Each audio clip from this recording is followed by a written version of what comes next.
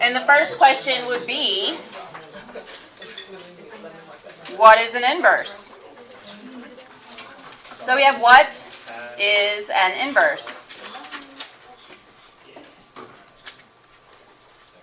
So an inverse is a relation that reverses the original.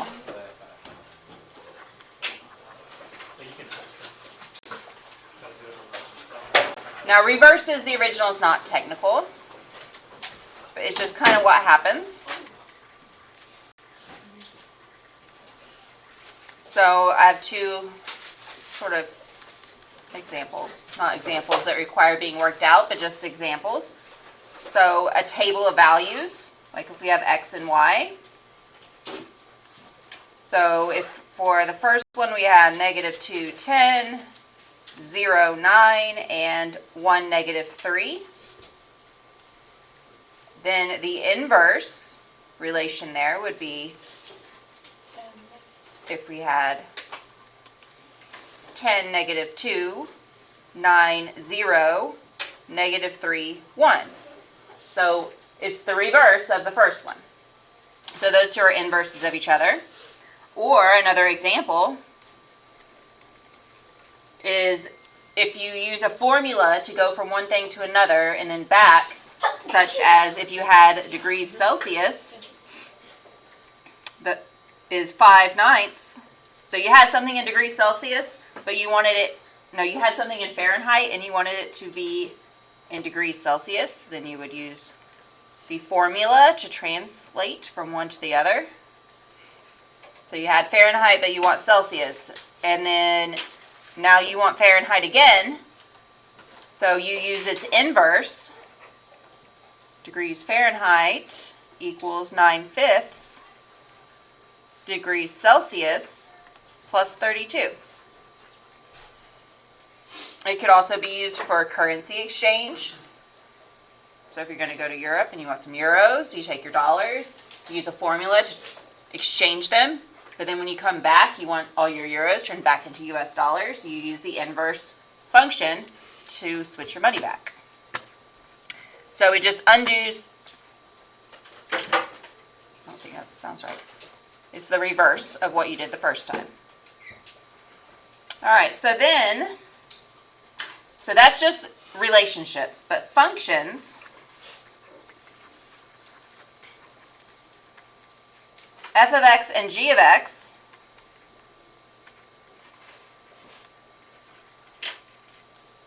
are inverses if and only if, so that's IFF,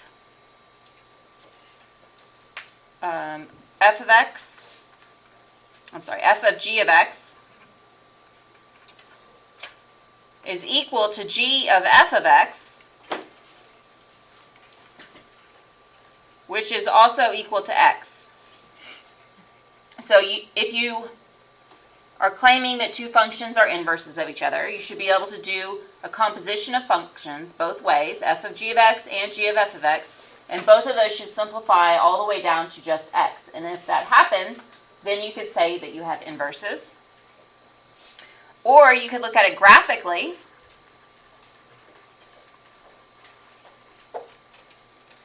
And then the inverses are reflections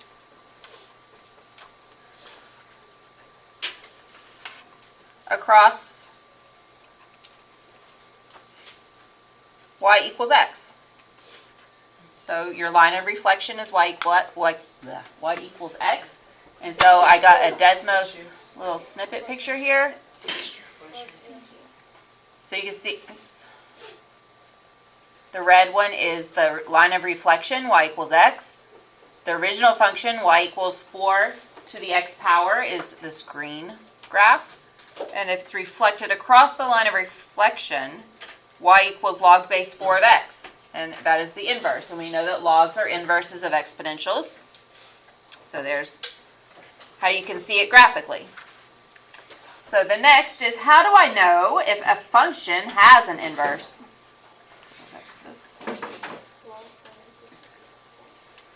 So what if you don't want to go through all, you don't really need to prove it, you just, does it even exist? So how do I know? Yes? You said logs are inverses of... Exponentials. Okay. Which is why I use the 4 to the x and the log base 4 of x. How do I know if a function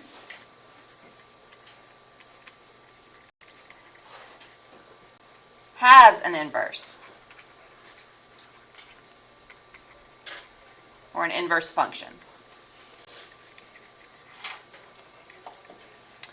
Well, we have this thing called the horizontal line test, or HLT. That's the answer. The horizontal line test is a simple way of just checking to see if you even need to mess with solving anything. Just do a horizontal line test. So I have that. Next bit. A function f, the technical explanation. A function f has an inverse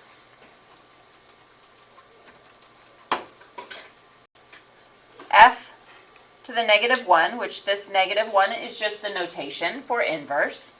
So we have function f and inverse function f.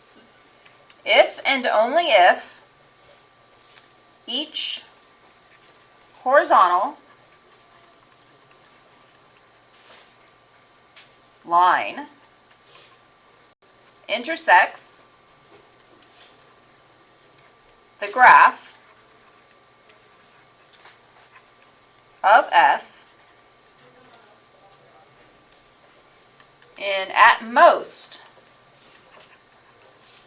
1 point. So it's fine if the horizontal line misses the graph completely. Just try a line somewhere else. But it cannot touch the graph any more than once. Similar to the vertical line test to decide if you have a function or not. This is the horizontal line test. So an example of when you would use this is if the instruction says determine if the function has an inverse. So you're not asked any details, just does it have an inverse? And if you're given that f of x equals the absolute value of x minus 2, that's a pretty easy function to sketch a graph for. So I'm just going to do that. So I know the absolute value is the v, and then minus 2 is going to shift it to the right 2 units. So the inflection point is there. And then, so there's my function, my quick sketch of a graph. And then if I do a horizontal line test, I'm just taking a horizontal line and crossing the graph. This touches in 2 places, so it fails the test. So it fails HLT, horizontal line test. Therefore, so my answer to the question, it says determine if the function has an inverse. No inverse function.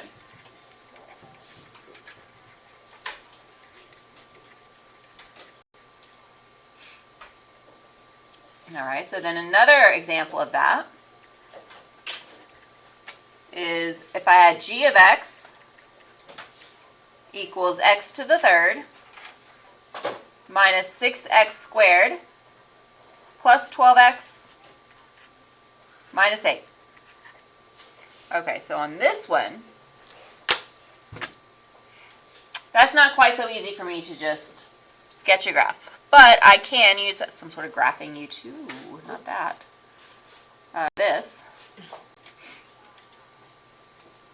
And kind of get rid of all of this. Alright, so I can graph it really quick.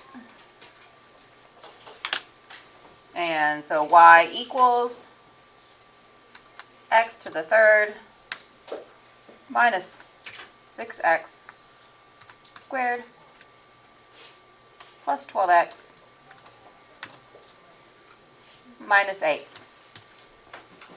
Alright, so now I see what the graph looks like. It's really not that bad. I see I have a critical important point right there at 2. It's going to go up and it's going to go down. So I can sketch that real quick in my notes now.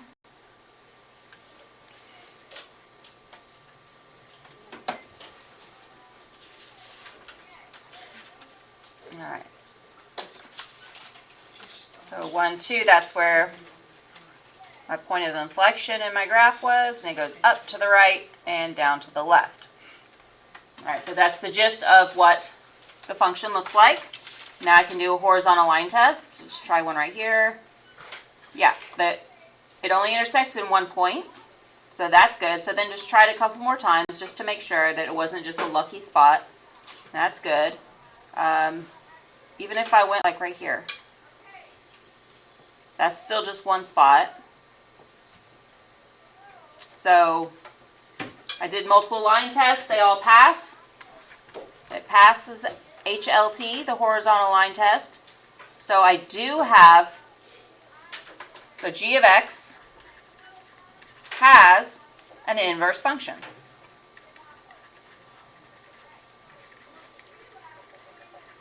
So that's your quick and easy way of testing to see if it exists. If that's all that you're being asked, no need to do the full algebraic, find it and everything, and then test it with compositions if all you're asked is does it exist. So then in a different situation, you might say, well, how do I find the inverse function now that I know it exists? So the next part of notes is, how do I find the inverse function?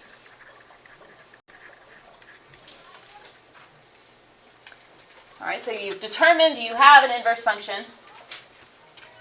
The way I always give these instructions is super easy. It's called swap and solve. Swap and solve. That's how you find the inverse function. You're going to swap x and y, and then you're going to solve for y. It's just easy to remember when it's catchy. Swap and solve. So, for example, so now your instructions say, find the inverse function and state its domain, that too. So the first one is y equals, we have x minus 1 over x plus 2. All right, so there's the original function. So I'm going to swap x and y. So now the y is x, and that is going to equal y minus 1 on top and y plus 2 on the bottom. So x, all the x's became y's and all the y's became x's. And now I need to solve for y.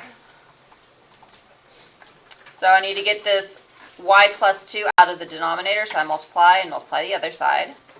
So I have x times y plus 2 equals y minus 1. I still need to get this, I want to get y by itself, so I need to distribute the x. And that will take me to, I'll bring it down here. So I have xy plus 2x equals y minus 1. Alright, but now what am I going to do here? Yeah. They're trying to isolate it. Did I mess up the Then x? you would still have y though from Just the move xy. 2x to the other side, Yeah. then divide by. Yes. I'll take the 2x to that side, and I'm going to go ahead and move this y to this side also. So now I'm going to have x, y, and then minus y, and then equals negative 2x minus 1. So now if I can factor a y out of the set, now y, x minus 1, equals negative 2x minus 1. So I'm getting there. Last step is going to be to divide it by x minus 1. So then y equals negative 2x minus 1 over x minus 1. But I can't just call it y and say it equals y is this, because I already said y is that up higher. So I'm going to call it y inverse with that little apostrophe. And that's my inverse function. And then I also need to state its domain, since there's an x minus 1 in the denominator. Then domain is all real numbers except for, except for it cannot equal 1. So all real numbers, but x cannot equal 1.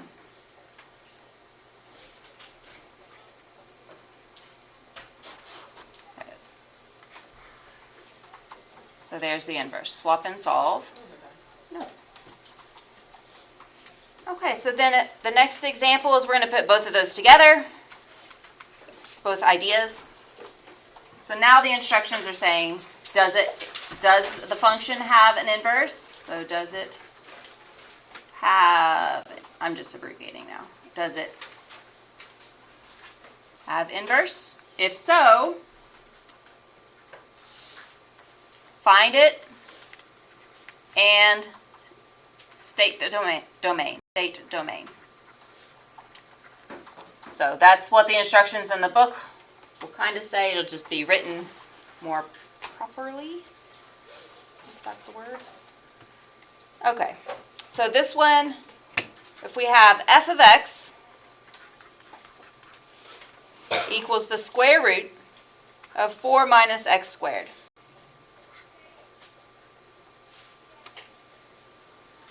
Okay. We could rewrite it as square root of negative x squared plus 4, but it doesn't really change it.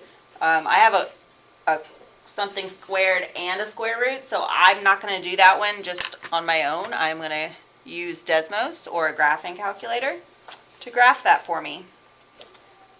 So y equals the square root of 4 minus x squared. All right, and that's what the graph looks like. So I look at my key points, -2, 2, and 2. So I have half of a circle with the points at 2. So I'm going to go ahead and sketch it. Go over 1, 2, up 1, 2, over 1, 2, and there's my graph of the function. So does it have an inverse? Well, it doesn't look like it because it touches the horizontal line test touches the graph in 2 places. So no inverse function. So fails, HLT, horizontal line test. Therefore, no inverse function. Now I am saying inverse function specifically because you can reflect this graph across the line y equals x. It's just not going to line up. It's not going to be an inverse function.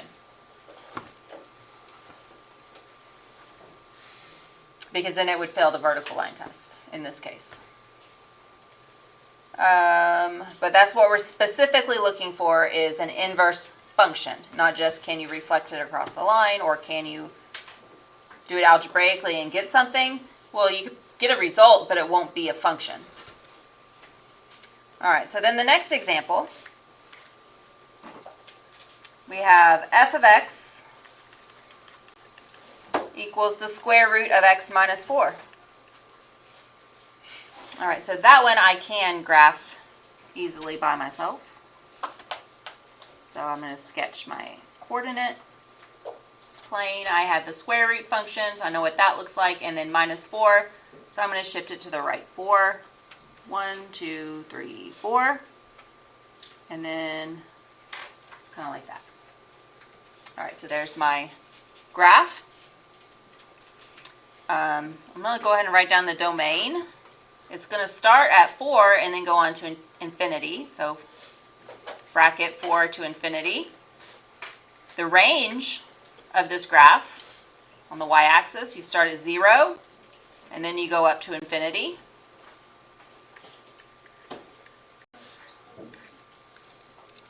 So that was just, it didn't say to do that. I just went ahead and did it though.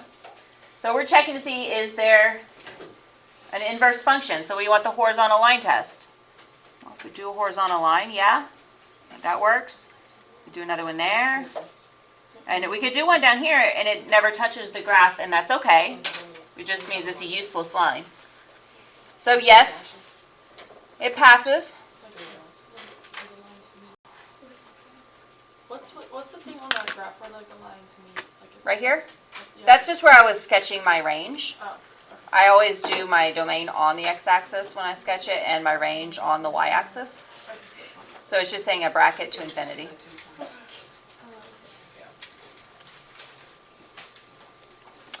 All right, so all my lines are fine. So yes, I do have an inverse. Now that I have an inverse, I need to find it and then state its domain. All right, so if this is f of x equals that, I'm going to turn f of x into y. So I'm just going to rewrite it as y equals the square root of x minus 4. And then I'm going to swap x and y. So x equals the square root of y minus 4. And now I'm going to solve for y. So I square both sides. So then x squared equals y minus 4. And then I add 4. So then x squared plus 4 equals y inverse. All right, so I can write this as f inverse of x is x squared plus 4. And then it also said to find state its domain. Well, since I already did the domain in the range of the given function, and I know it reverses, x's become y's, y's become x's, the range of the original is going to be the domain of its inverse, and vice versa. So the domain is going to be 0 to infinity, 0 included. And I could prove that by doing a graph. So I already have this going, and x squared plus 4. So 1, 2, 3, 4. The parabola. But it would really just be that side of the parabola because there was not, the other part was not, didn't exist here because of its range. So there's the reflected, and it is from 0 to infinity.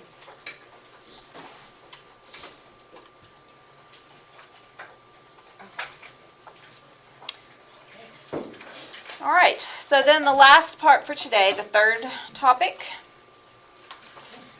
is verify inverses using compositions.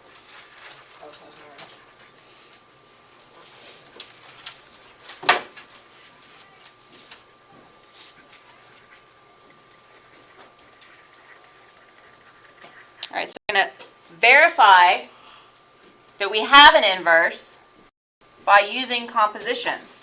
And I went over this at the beginning. I said if f of g of x equals g of f of x, and they both simplify down to just x, then they are inverses.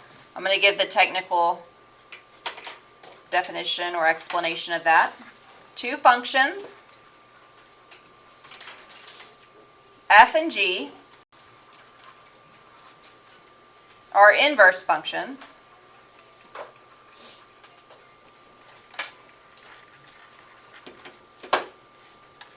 if f of g of x equals x for every x in the domain of g of x.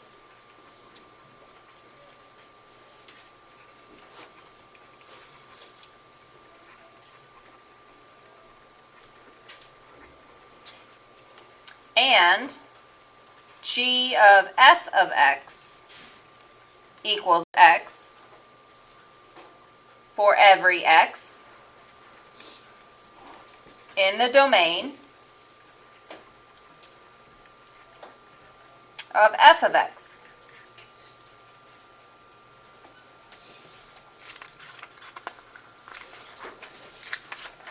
Does it say in between G and inverse? Second line. R, Oh, okay. right here? Thank you. Yeah, that's R. All right. So we're going to verify. This example, the instructions would say verify that f of x equals 6 over x minus 4, and g of x equals 6 over x and then plus 4 on the outside are inverses. And that is when you would use this concept. So we would need f of g of x. So we start with the f function, 6 over, we have x, but I'm going to leave it blank, minus 4. I'm going to take the g function and put it inside, 6 over x plus 4. And if that simplifies down to x, then I can go on.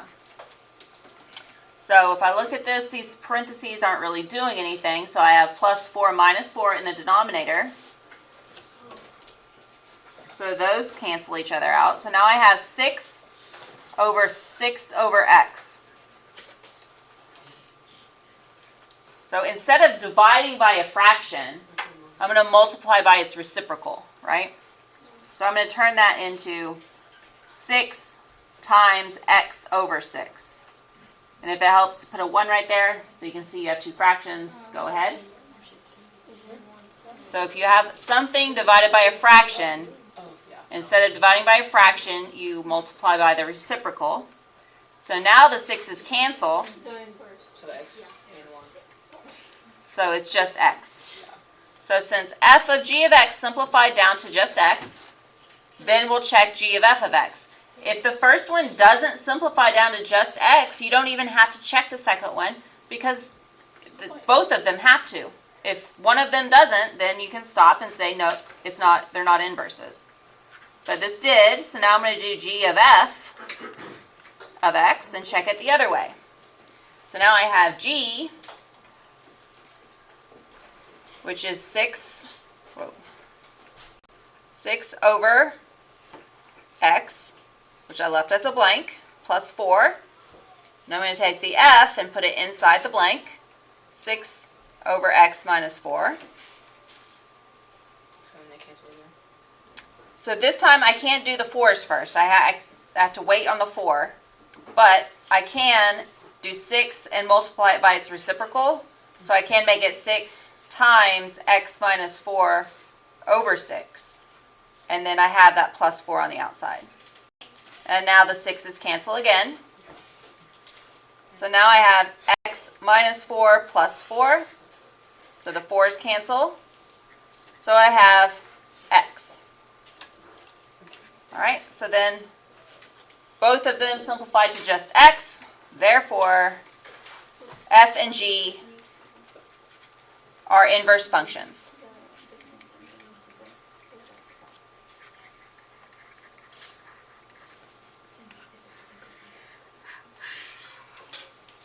All right, and then I have your assignment is page 70, numbers 17 through 25, and number 35.